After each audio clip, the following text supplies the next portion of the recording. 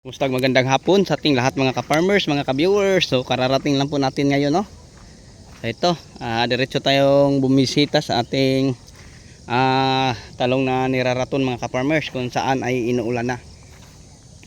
Ayan, napakagandang tingnan. Pati yung ating tataniman ng ampalaya. So yun po mga ka-farmers, no, ang may share ko sa inyo sa hapong ito. So ayan, tinawagan natin ating taong ngayon din na mag-spray po ng para sa fruit borer. So ang pinapa-spray po natin din mga ka-farmers para po sa kalaman sa lahat ay yung Prebaton, and then nilalahukan po ng foliar na Queen Acres. So yun po ang ating pinapa-spray din kasi may napapansin tayong mga pailang-ilang tusok sa dahon, sa talbos at saka sa bunga, kaya nga pinapa-sprayhan natin mga ka-farmers. So yan, yun ang ma-share at may update ko sa inyo. So yung talong natin, paparami na ang bunga, ha.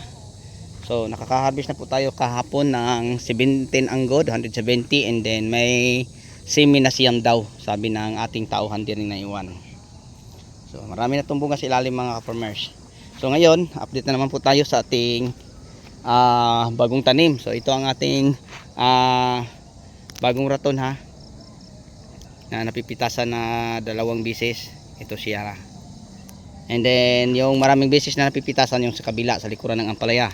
At ito naman po ang ating update sa bago.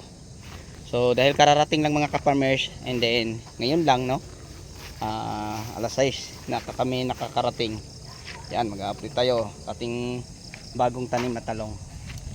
Yan, maganda-ganda ng tingnan mga ka-farmers kasi inuulan na. So yun po, papa-sprayhan natin, no, ng insecticide tulad ng pinapa-spray natin sa kabila, yung Prebaton, kasi ang Prebaton pwede ito siya sa ganito. So yan mga ka-farmers, maganda-ganda ng tingnan, no.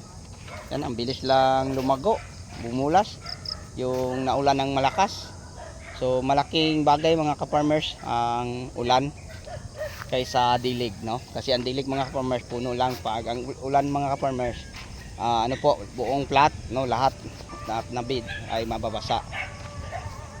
So ngayon samahan nyo ako at lilipat tayo doon sa ating talungan mga ka-farmers. Stop po muna. So let's go.